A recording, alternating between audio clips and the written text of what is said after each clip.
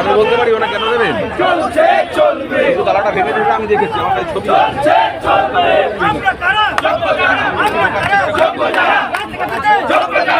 করছেন রাজপথে, আপনাদের উপর লাঠিচার্জ করা হচ্ছে এবং শিক্ষকদের উপর পদাঘাত পর্যন্ত করা হলো, কি বলবেন?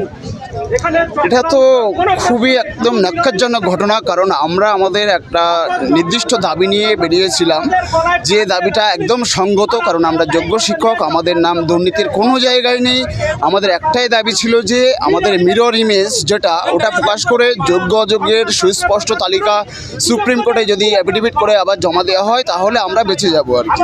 মানে এটাই এই যে সহযোগিতা রাজ্য সরকার বা এসএসসি বা পর্ষদ থেকে কোনো রকমভাবে করছে না এখনো পর্যন্ত যদি করে, তাহলে আমরা আমাদের এই যে সমস্যা, মানে আমরা মরে যেতে বসেছি, আমরা জাস্ট জীবন্ত লাশে পরিণত হয়েছি।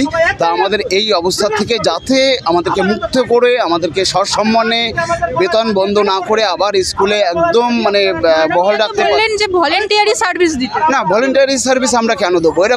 এরকম মানে ওতে কোনো মান সম্মান থাকে?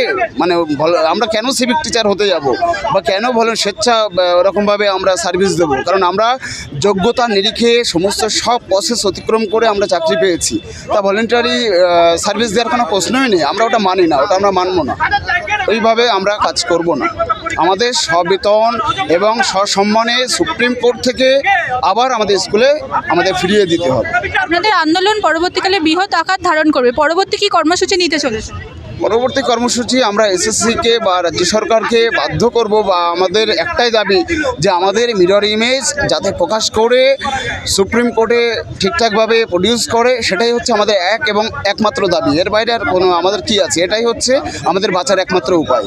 আগামীকালের কসবাকাণ্ডে পুলিশ যোগ্য চাকরিহারা শিক্ষিকা শিক্ষকের ওপর যে নির্মম অত্যাচার চালিয়েছিলেন, সেই অত্যাচারের প্রতিবাদে আজ তারা শিয়ালদা থেকে ধর্মতলা পর্যন্ত বিক্ষোভ মিছিলে সামিল হয়েছে।